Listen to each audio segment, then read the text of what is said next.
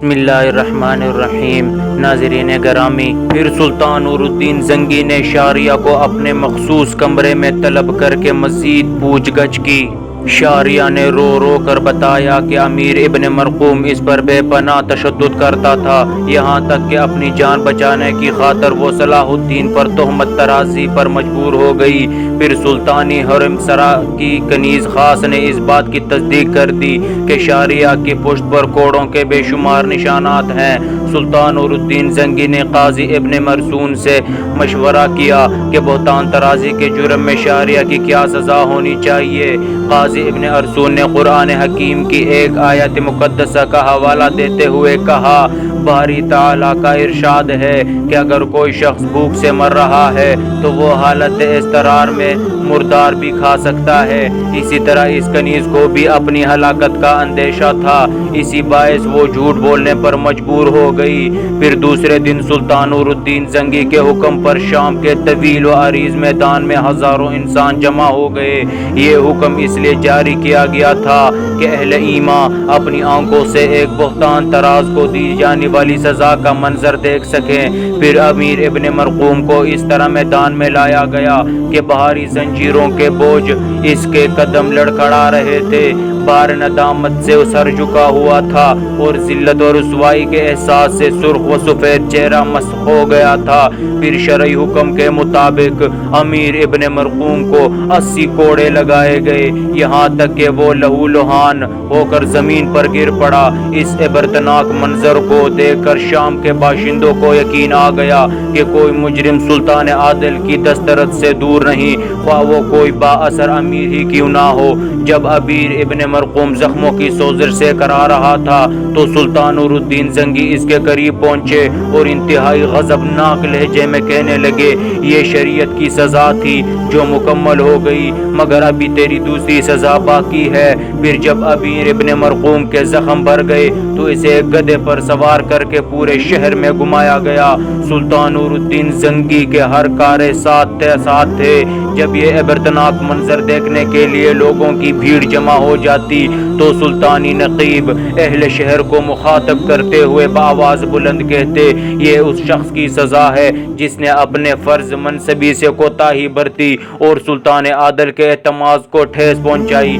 اس کے بعد سلطان نور الدین زنگی نے امیر ابن مرقوم کی ساری جاگیریں ضبط کر لیں اور اسے امارت کے عہدے سے معزول کر دیا۔ اب وہ شام کا ایک غریب اور لعنت زدہ شخص تھا۔ سلطان نور الدین زنگی نے امیر ابن مرقوم کی ضبط شدہ جاگیریں صلاح الدین کو دینی چاہییں، مگر اس نے اعلیٰ ظرفی کا مظاہرہ کرتے ہوئے ان جاگیروں کو قبول کرنے سے انکار کر دیا۔ میں ہمیشہ سلطان عادل کا ممنوع کرم رہوں گا کہ آپ ہی کے التفات خاص کے باعث مجھے پہچانا گیا اور یہ عزت و توقیر حاصل ہوئی۔ صلاح الدین کے لہجے سے احترام بھی جھلک رہا تھا اور وقار بھی۔ اگر سلطان عادل مجھے مجبور کریں گے تو میں ظاہری طور پر اس انعام کو قبول کر لوں گا، لیکن زندگی بھر میرا دل ایک عجیب اضطراب و خلش کا شکار رہے گا۔ سلطان نور الدین زنگی نے کسی قدر حیرت سے صلاح الدین کی طرف دیکھا اور انتہائی نرم لہجے میں کہا، اپنی بات کی وضاحت کرو یوسف۔ صلاح الدین، سلطان عادل مجھے یہ احساس چین سے نہیں بیٹھنے دے گا کہ جیسے میں غاصب ہوں۔ صلاح الدین نے مؤدب لہجے میں بات کی وضاحت کرتے ہوئے کہا، میں نے امیر ابن مرقوم کی جاگیروں پر قبضہ کر لیا ہے۔ تم غاصب تو اس وقت کہلاتے جب اس میں تمہاری ذاتی کوششوں کو دخل ہوتا۔ یوسف کا جواب سن کر سلطان نور الدین زنگی نے کے ہونٹوں پر ہلکا سا تبسم ابھر آیا تھا، اگر غاصب نہیں تو پھر خود کو ایک سود خور سمجھوں گا۔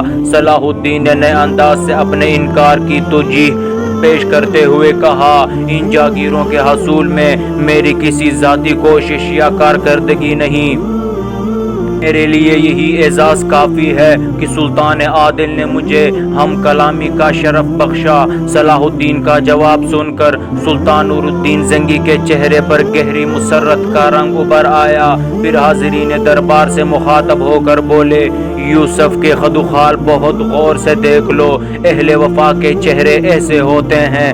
سلطان نور الدین زنگی کے ان الفاظ سے یوسف اور اس کے خاندان کا مرتبہ کچھ اور بلند ہو گیا، مگر اس کے ساتھ ہی کچھ دوسرے امراء کے دل میں بھی حسد کے جذبات کروٹیں لینے گئے۔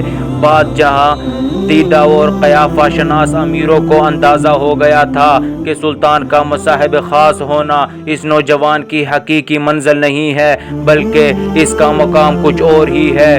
ترکی نژاد کنیز شاریہ کو بھی صلاح الدین نے دل کی گہرائیوں سے معاف کر دیا تھا اور سلطان نور الدین زنگی سے سفارش کر کے سلطانی حرم سرا کی کنیزوں میں شامل کرا دیا تھا۔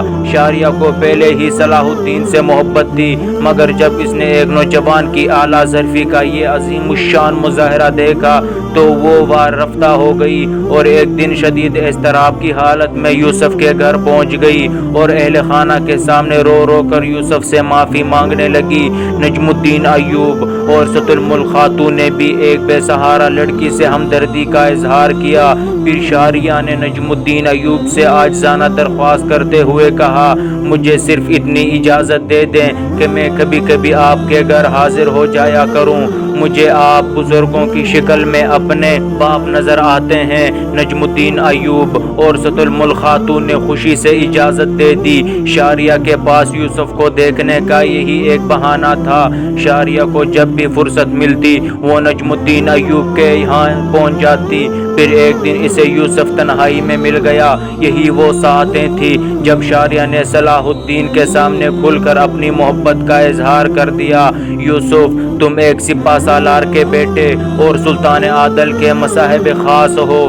شاریہ کے لہجے میں سوز عشق اور دل کا درد شامل تھا۔ میں ایک ادنا کنیز سہی مگر تم سے بے پناہ محبت کرتی ہوں، سی محبت کہ تمہاری والدہ کے بعد شاید ہی دنیا کی کوئی عورت اس کا دعویٰ کر سکے۔ صلاح الدین خاموشی سے شاریہ کی بے حد جذباتی گفتگو سن رہا تھا۔ میں اپنی محبت کا جواب محبت سے نہیں چاہتی۔ یکایک شاریہ کی آنکھوں سے نمی جھلکنے لگی تھی۔